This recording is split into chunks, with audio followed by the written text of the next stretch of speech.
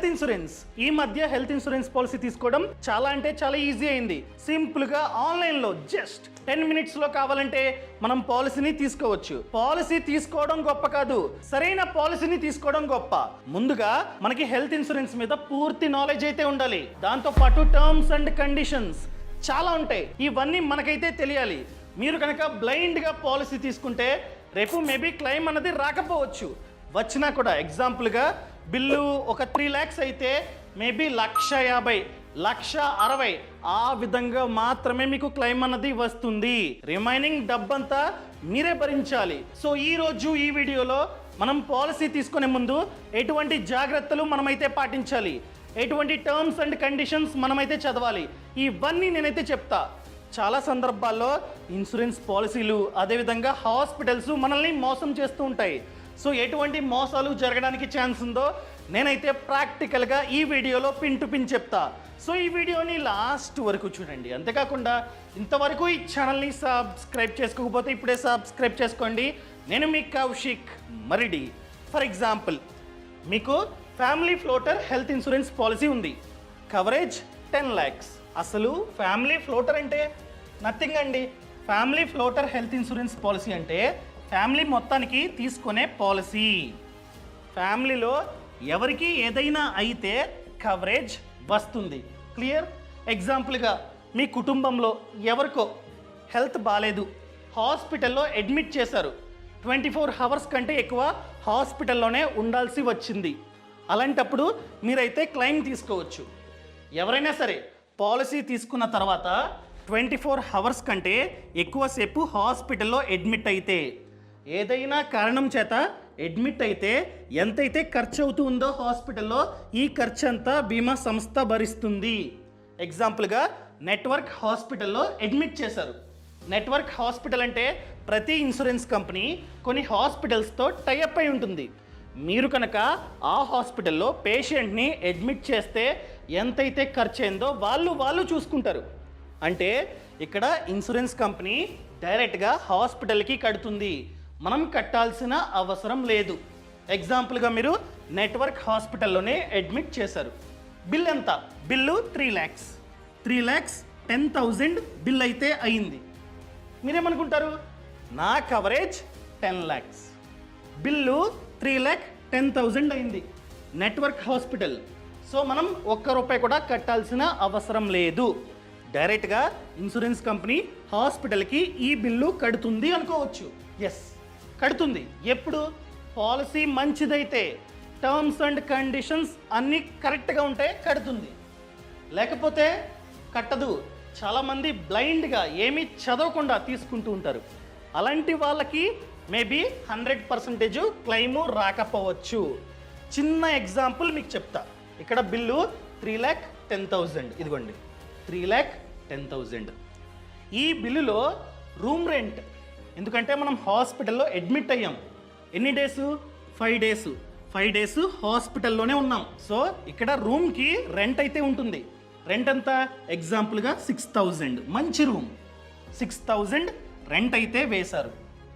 So 6,000 into 5 days 30,000.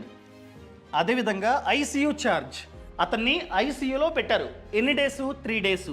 So రోజుకి ఎంత? 15,000. So 15,000 into 3 45,000. ఐసీయూకి 45,000 ఖర్చు అయింది. అదేవిధంగా సర్జరీ చేశారు. ఎంత? 1,20,000. అదేవిధంగా డయాగ్నోస్టిక్ అంటే టెస్టులు, ఎక్స్రే, స్కానింగ్, అది ఇది, దానికి వచ్చేసి 50,000 ఖర్చు అయింది. అండ్ అదేవిధంగా మెడిసిన్స్కి 50,000 ఖర్చు అయింది. అండ్ దాంతోపాటు డాక్టర్కి ఖచ్చితంగా ఫీజు ఉంటుంది. సో 5 days అయితే డాక్టర్ వచ్చి చూశారు. రోజుకి 3,000 into 5 ఎంత? 15,000. టోటల్గా 3,10,000 బిల్లు ఇంత అయింది.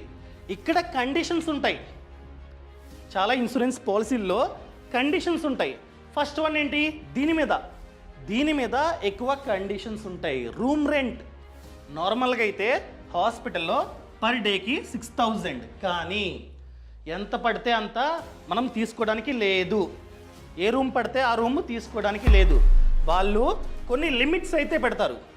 ఇదిగోండి, రూమ్ రెంట్ సబ్ లిమిట్ ఎంతని పెట్టారు? ఎగ్జాంపుల్గా మీరు తీసుకున్న పాలసీకి 3000 పర్ డే లిమిట్ అయితే ఉంది, కానీ చూసుకోలే. ఇక్కడ బీమా సంస్థ 3000 మాత్రమే భరిస్తుంది. మీరు ఏ రూమ్లో కావాలంటే ఆ రూమ్లో ఉండండి, కానీ బీమా సంస్థ రోజుకి 3000 మాత్రమే భరిస్తుంది. కానీ మనం 6000 రూమ్లో ఉన్నాం, సో హాఫ్ మనమే భరించాలి. ఇక్కడ ఎంతైతే ఖర్చు అయిందో దీనిలో 15,000 మాత్రమే బీమా సంస్థ భరిస్తుంది. రిమైనింగ్ 15,000 మనమే భరించాలి. ఇదిగోండి, వాళ్ళు ఏమంటారు సింపుల్గా, 5 రోజులు మీరైతే ఉన్నారు, 3,000 మాత్రమే ఇస్తాం, సో 15,000 మాత్రమే మేము క్లెయిమ్ ఇస్తాం. రిమైనింగ్ 15,000 మీరే పాకెట్ నుండి భరించండి అని చెప్పి క్లియర్గా చెప్తారు. అదే ఇక్కడ రాద్దాం. సో దీంట్లో 15,000 మాత్రమే బీమా సంస్థ మనకైతే ఇస్తుంది. అదేవిధంగా ఇంకా ఉంటాయి కండిషన్లో. ఏంటి? ఐసీయూ ఛార్జ్, దీని మీద కూడా సబ్ లిమిట్ అయితే ఉంది.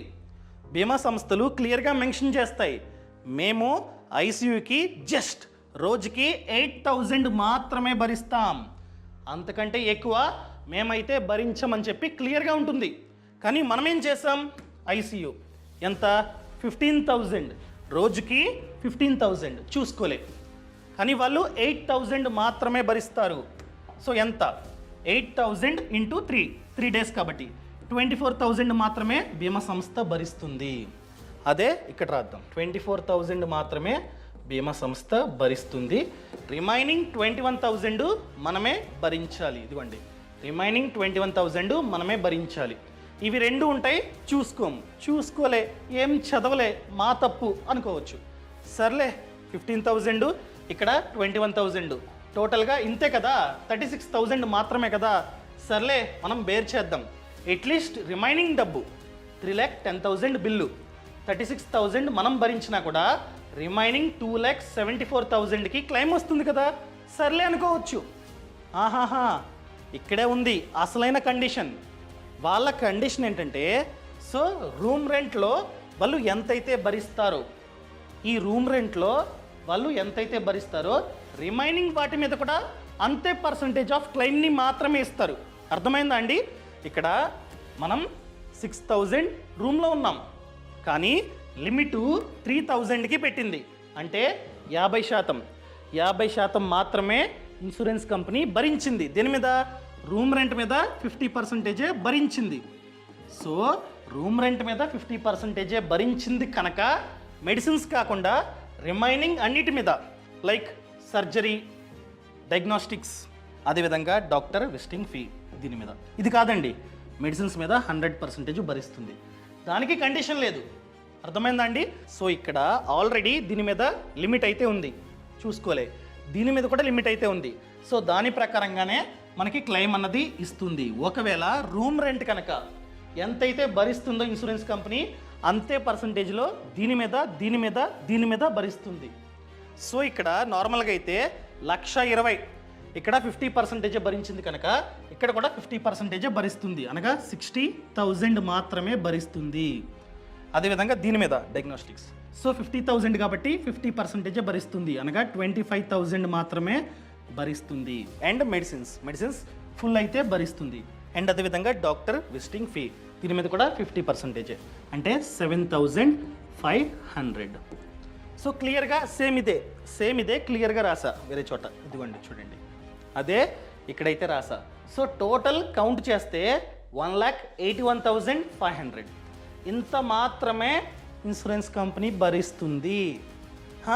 రిమైనింగ్ అంతా మనమే మన పాకెట్ నుండి కట్టాలి. మనం చేసిన చిన్న తప్పు వల్ల రూమ్ రెంట్ లిమిట్ని దాటడం వలన ఇన్సూరెన్స్ కంపెనీ ఇంతే భరిస్తుంది. అండ్ ఇక్కడ తప్పలే, ఇంకో కండిషన్ కూడా ఉంటుంది. ఏంటది? కోపే. చాలా ఇన్సూరెన్స్ పాలసీస్లో ఇది క్లియర్గా మెన్షన్ అయి ఉంటుంది. కోపే 20% అని చెప్తారు. అంటే ఏంటి? ఎంతైతే ఇన్సూరెన్స్ క్లెయిమ్ ఇస్తుందో దానిలో 20% మనం భరించాలి. ఇదిగోండి 36,300 మనం భరించాలి. రిమైనింగ్ 80% మాత్రమే ఇన్సూరెన్స్ కంపెనీ భరిస్తుంది. ఈ కండిషన్ కూడా ఉంటుంది, చాలామంది చూసుకోరు. అర్థమైందా అండి? సో చూసుకున్న తర్వాత మాత్రమే మనమైతే సంతకం పెట్టాలి లేదా పాలసీ తీసుకోవాలి. క్లియర్? సో ఫైనల్గా ఇన్సూరెన్స్ కంపెనీ ఎంత ఇస్తుంది? ఇంత నార్మల్గా అయితే బిల్లు 3,10,000. సో మన తప్పు వల్ల ఏమీ చూడకపోవడం వలన ఇంత మాత్రమే ఇన్సూరెన్స్ కంపెనీ క్లెయిమ్ అన్నది ఇస్తుంది. ఎవరిది తప్పు? మనదే. ఎందుకంటే ఏమీ చూసుకోకుండా కొనుక్కున్న తర్వాత చూసుకొని దాని ప్రకారంగా మనం రూమ్ రెంట్ అవి ఇవి తీసుకున్నా కూడా ఇంత ప్రాబ్లం అయితే రాదు. మీరు అడగచ్చు, సర్లేండి ఏ విధంగా తీసుకోవాలి పాలసీ తీసుకునే ముందు ఏ విధంగా ప్రతిదీ చెక్ చేసుకోవాలో చెప్పండి అని చెప్పి మీరైతే అడగవచ్చు. నేను కింద డిస్క్రిప్షన్లో అదేవిధంగా పక్కన కామెంట్స్లో లింక్ ఇచ్చా. ఆ లింకుని క్లిక్ చేస్తే పాలసీ బజార్ వెబ్సైట్ అన్నది ఓపెన్ చేస్తా. ఈ పాలసీ బజార్ వెబ్సైట్లో డిస్కౌంట్లో మనమైతే పాలసీని కొనుక్కోవచ్చు. ఎంత? 25% వరకు డిస్కౌంట్ అయితే ఉంది. ఎందుకంటే ఆన్లైన్ కాబట్టి. అదేవిధంగా ఫ్యూచర్లో మీరు కనుక క్లెయిమ్కి అప్లై చేద్దాం అనుకున్నట్లయితే 30 మినిట్స్ మీకైతే క్లెయిమ్ సపోర్ట్ కూడా లభిస్తుంది. రిలేషన్షిప్ మేనేజర్ డెడికేటెడ్గా ఉంటాడు. అతనికి కాల్ చేస్తే క్లెయిమ్ ప్రాసెస్లో మనకైతే హెల్ప్ చేస్తాడు. ఏ విధంగా తీసుకోవాలి, ఫర్ ఎగ్జాంపుల్ మీరు మీ మీద తీసుకుందాం అనుకుంటున్నారు, సెల్ఫ్ కంటిన్యూ, అదేవిధంగా ఏజ్ కంటిన్యూ, అండ్ దాంతోపాటు ఊరు, అండ్ అదేవిధంగా మీ పేరు నంబర్ కంటిన్యూ. అంతేనండి, సింపుల్. అండ్ అదేవిధంగా ఏమైనా జబ్బులు ఉన్నాయా, ఉంటే ఇవ్వండి, లేకపోతే లేదు, నన్ను. అదేవిధంగా ఆల్రెడీ కంపెనీ మీకు హెల్త్ ఇన్సూరెన్స్ ప్రొవైడ్ చేస్తున్నట్లయితే ఎస్ లేదా నో. ఇక్కడ మీరైతే ప్రతిదీ ఫిల్టర్ చేసుకొని కొనుక్కోవచ్చు అన్నమాట. మనం ముందుగా చెప్పుకుంది రూమ్ రెంట్ లిమిట్, దాన్ని ఏ విధంగా ఫిల్టర్ చేసుకోవాలి, ఏ కంపెనీ అయితే ఎటువంటి లిమిట్ లేకుండా పాలసీ ఇస్తుందో ఏ విధంగా ఫైండ్ అవుట్ చేయాలి. సింపుల్, ఇదిగోండి, no room rent limit, click, అంతే, ఫిల్టర్. ఏ కంపెనీస్ అయితే ఎటువంటి లిమిటు లేకుండా మనకి రూమ్ రెంట్ని ఆఫర్ చేస్తూ ఉన్నాయో అవి మాత్రమే వస్తాయి. అర్థమైందా అండి? కావాలంటే చూడండి, నో రూమ్ రెంట్ లిమిట్, ఇదిగోండి, వీటికి ఎటువంటి లిమిటు లేదు. సో మీరైతే డైరెక్ట్గా కొనుక్కోవచ్చు, ఆ ప్రాబ్లమే మీకైతే రాదు. అండ్ అదేవిధంగా నెక్స్ట్ మనం చూసుకోవాల్సింది క్లెయిమ్ సెటిల్మెంట్ రేషియో ఎంత ఉంది. 100, 99 ఆ విధంగా ఉండాలి. చూడండి, ఇదిగోండి, 100% క్లెయిమ్ సెటిల్మెంట్, 100%, 100, 99.1, 99.4 ఈ విధంగా మీరైతే ఫిల్టర్ చేసుకోవాలి. ఏ కంపెనీ అయితే ఎక్కువ క్లెయిమ్ సెటిల్మెంట్ రేషియోని ఆఫర్ చేస్తుందో ఆ కంపెనీని తీసుకోవడం మంచిది. క్లియర్? అండ్ అదేవిధంగా కోపే పర్సంటేజ్ ఏమైనా ఉందా, ఎలా చెక్ చేసుకోవాలి? For example view all features, click. ఇక్కడ మనమైతే చూసుకోవచ్చు. ఇదే కాదు, A to Z మనమైతే చూసుకోవచ్చు. ఇదిగోండి, కోపే 100% పెయిడ్ బై ఇన్సూరర్. క్లియర్గా ఉందా? సో ఇక్కడే ప్రతిదీ మీరైతే A to Z చూసుకోండి. ICU ఛార్జెస్, అది ఇది A to Z మీరైతే ఇక్కడే చూసుకోవచ్చు అనమాట. అదే మీరు బ్లైండ్గా కొనుక్కుంటున్నారనుకోండి, ఇవన్నీ తెలియదు. సో పాలసీ బజార్ వెబ్సైట్లో మీరైతే A to Z చూసుకొని చెక్ చేసుకొని ఆ తర్వాత మాత్రమే కొనుక్కోండి. అండ్ అదేవిధంగా క్యాష్లెస్ హాస్పిటల్స్ చెప్పాను కదా. క్యాష్లెస్ హాస్పిటల్స్ అంటే ఏంటి? Network hospitals. ఆ హాస్పిటల్స్లో మీరు కనుక అడ్మిట్ అయితే డైరెక్ట్గా క్లెయిమ్ ప్రాసెస్ జరుగుతుంది, లేదా మీరు భరించాలి, తర్వాత రియంబర్స్మెంట్ ఇస్తారనమాట. సో దాన్ని ఏ విధంగా ఫైండ్ అవుట్ చేయాలి? సింపుల్, ఇక్కడ సార్ట్ బై అని ఉందా, ఇదిగోండి క్యాష్లెస్ హాస్పిటల్స్, అప్లై. సో ఏ కంపెనీకి అయితే ఎక్కువ క్యాష్లెస్ హాస్పిటల్స్ ఉన్నాయో అవి ఫస్ట్ వస్తుందన్నమాట. ఇలా మీరైతే ఫిల్టర్ చేసుకోవచ్చు. సో మీరు కనుక పాలసీ తీసుకుంటే ట్యాక్స్ బెనిఫిట్ కూడా ఉందన్నమాట. అర్థమైందా అండి? సో ఈ విధంగా చాలా బెనిఫిట్స్ అయితే ఉన్నాయి మీరు హెల్త్ ఇన్సూరెన్స్ పాలసీ తీసుకోవడం వలన. ఇలా ఆన్లైన్లో కంపేర్ చేసుకుంటే A to Z కండిషన్స్ అన్నీ మీరైతే ఇక్కడే చూసుకోవచ్చు. ఆ తర్వాత మాత్రమే కావాలంటే కొనుక్కోవచ్చు. సో డైరెక్ట్గా బ్లైండ్గా ఏది పడితే తీసుకునే బదులు ఈ విధంగా చెక్ చేసుకొని ఫిల్టర్ చేసుకొని మీరైతే పాలసీని తీసుకోండి. అండ్ కవరేజ్, నచ్చిన కవరేజ్ని మీరైతే చూస్ చేసుకోండి. మీరు కావాలంటే ₹1,00,00,000 కవరేజ్ని కూడా చూస్ చేసుకోవచ్చు. మినిమం మంత్కి 390, డిపెండ్స్ అపాన్ యువర్ ఏజ్ అనమాట. అర్థమైందా అండి? సో ఈ విధంగా డైరెక్ట్గా మీరైతే ఇక్కడే కొనుక్కోవచ్చు అనమాట. క్లియర్? సో ఇప్పుడే తీసుకోండి. నేను లింక్ కింద డిస్క్రిప్షన్లో అదేవిధంగా పక్కన కామెంట్స్లో ఇస్తున్నా. ఎంత వీలైతే అంత త్వరగా A to Z చెక్ చేసుకొని మీరైతే పాలసీని తీసుకోండి. అండ్ అదేవిధంగా ఫ్రీడమ్ యాప్ అండి. ఫ్రీడమ్ యాప్ గురించి చెప్పాలంటే ఫ్రీడమ్ యాప్లో 1000 కంటే ఎక్కువ కోర్సెస్ ఉన్నాయి about business, farming and finance. So ఇక్కడే ఉన్నాయి కోర్సులు, ఇదిగోండి, farming, business, finance. For example మీరు ఫినాన్స్ నేర్చుకుందాం అనుకుంటున్నారు, ఏ కోర్స్ కావాలి? ఇన్వెస్ట్మెంట్ గురించి తెలుసుకుందాం అనుకుంటున్నారు, స్టాక్ మార్కెట్, మ్యూచువల్ ఫండ్స్, అన్ని కోర్సులు ఇక్కడే ఉంటాయి అన్నమాట. సో డైరెక్ట్గా ఇక్కడే మీరు కొనుక్కొని కోర్స్ని చూడొచ్చు. ఫర్ ఎగ్జాంపుల్ మ్యూచువల్ ఫండ్స్ ఎంత? 2199. సో మీరు బిజినెస్ చేద్దాం అనుకుంటున్నారు, ఎగ్జాంపుల్గా బేకరీ. సో ఎవరైతే ఆల్రెడీ చేస్తూ సక్సెస్ అయ్యారో వాళ్ళు మీకు A to Z నేర్పిస్తారనమాట. ఇదిగోండి ఇవన్నీ కోర్సులు. ఈ కోర్సులు మీరైతే చూసి A to Z మీరైతే నేర్చుకోవచ్చు అనమాట. అదేవిధంగా ఫార్మింగ్ ఎవరైతే రైతన్న సక్సెస్ అయ్యారో ఆయన మీకు ఎక్స్ప్లెయిన్ చేస్తారు. ఎగ్జాంపుల్గా ప్రాన్ ఆర్ ఫిష్, మీరు ప్రాన్ ఫార్మింగ్ లేదా ఫిష్ ఫార్మింగ్ చేద్దాం అనుకుంటున్నారు, వీళ్ళందరూ ఆల్రెడీ సక్సెస్ అయ్యారు. అర్థమైందండి? ఈయనది కైకలూరు, ఆయన మనకి రొయ్యల సాగు ఏ విధంగా చేయాలో నేర్పిస్తారనమాట. ఈ కోర్సులో నేను కూడా ఉంటా, నేనే డైరెక్ట్గా కైకలూరు వెళ్ళి షూట్ చేశాను. సో ఇప్పుడే ఫ్రీడమ్ యాప్ను కూడా డౌన్లోడ్ చేసుకోండి.